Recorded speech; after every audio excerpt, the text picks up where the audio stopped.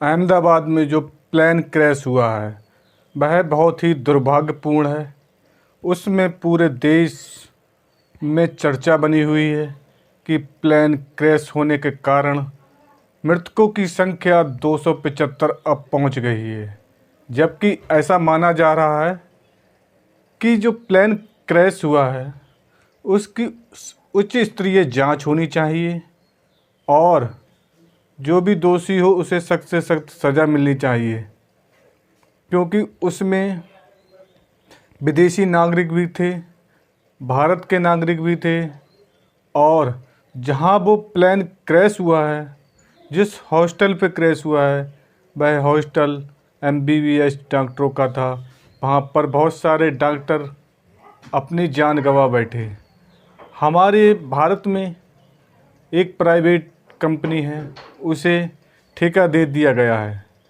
जबकि ये plane crash जैसी घटनाएं अक्सर होती रहती हैं।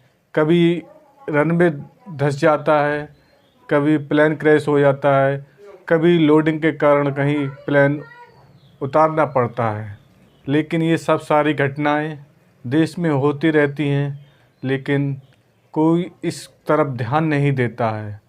भारतीय विमानन व्यवस्था मजबूत होनी चाहिए, जिससे कि हर नागरिक को ऐसा एहसास होना चाहिए कि वह जिस वस्तु में यात्रा कर रहा है वह सुरक्षित है और देश के लिए काम कर रही है, ऐसा महसूस होना चाहिए।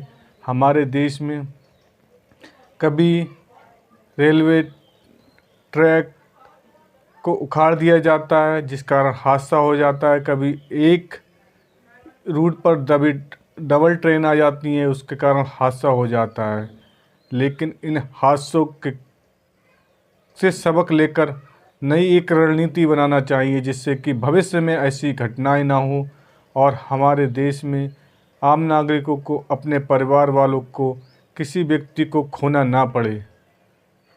ये प्लेन क्रैश इसलिए चर्चा का विषय बना हुआ है क्योंकि इसमें बहुत बड़े व्यक्ति थे। अगर इस कहीं पर आप रोड एक्सीडेंट हो जाता तो कोई चर्चा नहीं होती, ये बात 100% सत्य है। लेकिन जहां बड़े बड़े व्यक्ति बैठे होते हैं वहां चर्चा होती है, जहां आम नागरिक मर जाता है वहां चर्चा नहीं होती है।